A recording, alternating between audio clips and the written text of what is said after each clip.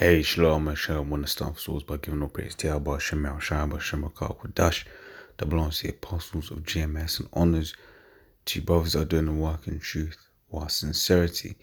And yes, part of that said double honors to the apostles of GMS, right? And that's that is what this video is about, right? One of the things we got to be, grateful for is that the Lord led us to the apostles of GMS and not to one of these other reprobate, quote, teachers, right? We've been lucky in the sense that we've got teachers that are diligent, that do not neglect their flock, right? That constantly, pushing, doing the work, constantly pushing the work, right? In truth and sincerity. And that is why, we've got to be grateful for that, right? It says 1 Timothy 5:17, let the elders that rule well, right? And you can't sit here and say the apostles don't rule well, right? You can't sit here and say that. And it's a spiritual, what do you call it? It's a spiritual thing. The Lord set them up to be in the position that they're in, right? For instance, Apostle Taha, there is, remember the apostles, the other Apostle Bar, Apostle Ramlab, right? But basically, I don't know if Apostle Rakar said it, but basically, when they were referring to Apostle Taha, they was like, look, man, he might have a problem with someone, but he'll always judge righteously, right? Because it just tell you to judge righteous judgment, roughly paraphrasing. Right, and that is a quality of someone who rules well, and that is something that we've got to, hope that we can be in terms of judging, right? Because at the end of the day, there's a hierarchy. You read, the account with Jethro, right? I don't know if I can grab it.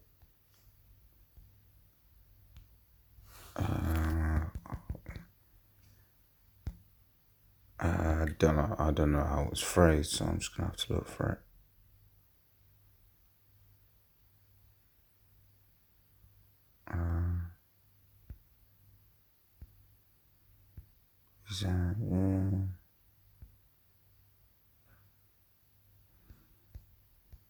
Maybe it's in 4.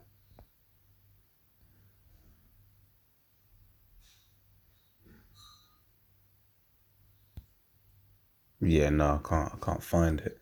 But basically, what Jethro, Moses' father-in-law, said was like, Moses, look, man, you can't, you can't, lead all these people on your own. Set up offices, set up men beneath you, so that if a man has a problem, he goes to him, then it goes to him, and then if it's a major problem, then it goes back up to you, right?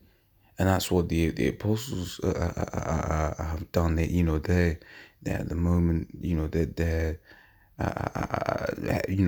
head of the flock at the moment, right? But what they've done is they've helped build us up into a position where we're supposed to be growing to the end that when when more brothers be coming in, right? When more people come into the truth and they have issues, right, that we can judge them righteously, right? Because this is what it's all about. It's all about growing. Because this, you might see a couple of men at the corner of the streets, but when you read the Acts, right, the Lord can make thousands of people come into this in one day, right?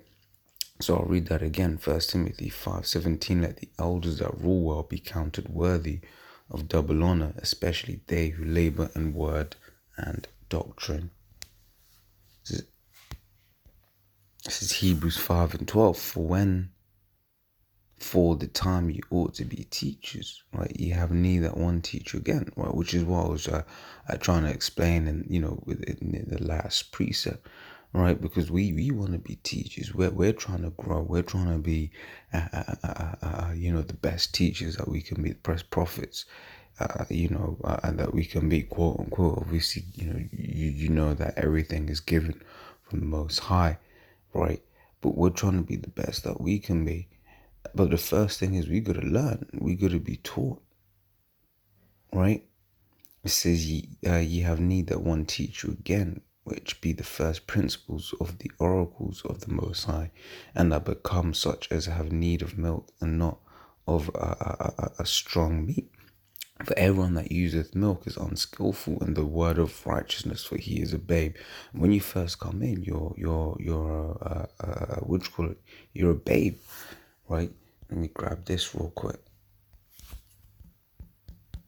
So 3. Yeah, 1 Corinthians 3 says, and our brethren could not speak unto you as unto spiritual, but as unto carnal, even as unto babes in Yahushai. Fed you with milk and not with meat, for hitherto you were not able to bear it, neither yet now are ye able, for ye are yet carnal. For whereas there is among you envying and strife and division, are ye not carnal and walk as men? Right? So basically what Paul was saying to them was, look, you're complaining about these small things, man, these basic things.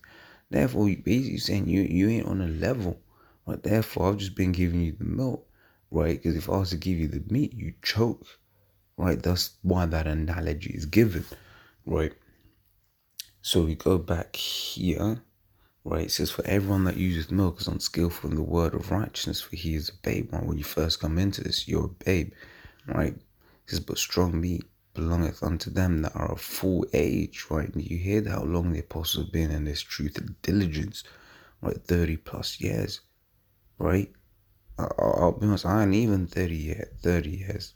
I ain't even, 25.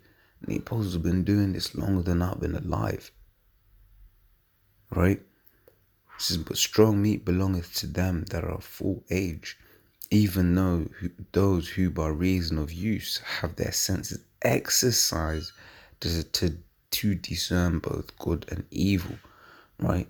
So here we're trying to proclaim that we're teachers, whatever, but we needed to be taught again, because we had the doctrine of the world in our minds, and we had the doctrine of Christianity, Islam, whatever it was, the madness, right? The Big Bang Theory, we might have believed in all of that, right? But we had to be taught again. We had to basically be really brainwashed, right? Because our mind was polluted, right? And had to be washed and then reprogrammed, man, the right way, right? It says Acts 8 and 30, it says, and Philip ran to him and heard. I'll jump to the point. Philip ran thither to him and heard him read the prophet Isaiah and said, understand what thou readest, right? It says, and he said, how can I, except some man should guide me? And desired Philip that he would come up and sit with him, right? So it says, how can I except some man should guide me? When you think about how you used to break down the scriptures before you heard them broken down the right way, right? Because the Lord deals in order, right? It says, we will get at the end. The Lord will do nothing, but He revealeth His secrets unto servants and prophets, right? And the Lord is dealing with the apostles, right? And then the Lord will put the Spirit on him, on those men, right, to basically break down, certain things. Because some things, aren't on the public domain, right? Why? Because some things ain't pertinent, some things are meaty. What was it? But second as the 11th chapter, for instance, only the heads of the camp got that, right? It says, how can I accept some man should guide me? So those are whom the Lord has set up to guide us, whom the Lord has set up to, be our teachers, man. That's why we got to be grateful, because they've been set up by the Lord, Yahweh Hashem Yahushai, himself, right? It says Hebrews 13:17, obey them that have rule over you and submit yourselves. Right now, people go and read it. Oh, I ain't trying to hear that. These times they'll obey Esau, right? It says, obey them that have rule over you and submit yourselves, for they watch for your souls, right? Yeah, the Lord is dealing with the apostles, man. When they say, hey, don't be doing this or do that, right? That's because they're watching for your soul, man, right? It says, as they might as they that must give account, that they may do it with joy and not with grief, for that is unprofitable for you. Right? So when the apostles set out orders, man, they're setting out those orders for a reason, because they're watching for your soul. Right? So Romans 10:15, it says, and how shall they preach except they be sent? Right? And if I remember correctly, the word apostle means sent out, sent away.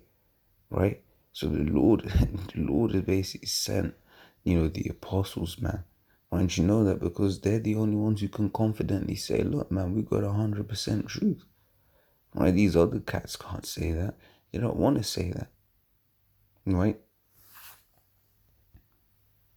This is Amos 3:7. It says, surely the Lord power will do nothing, but he revealeth his secret unto his servants, the prophets. Right? So the Lord has revealed his secrets. Right? And if you can get it, then you're one of the prophets. And if you can't get it, then, that's a shame.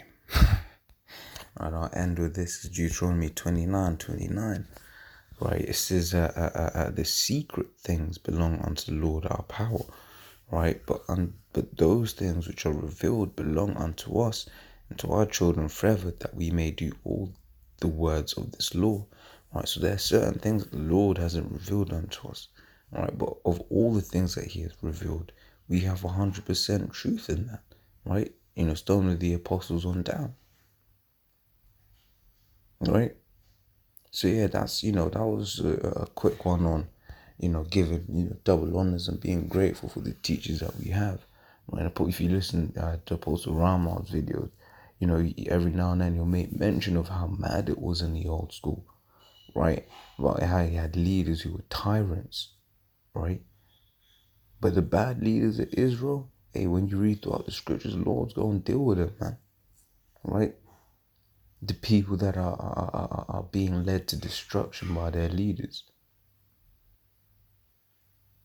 So we just gotta be grateful, and till the next time, I'm gonna say shalom.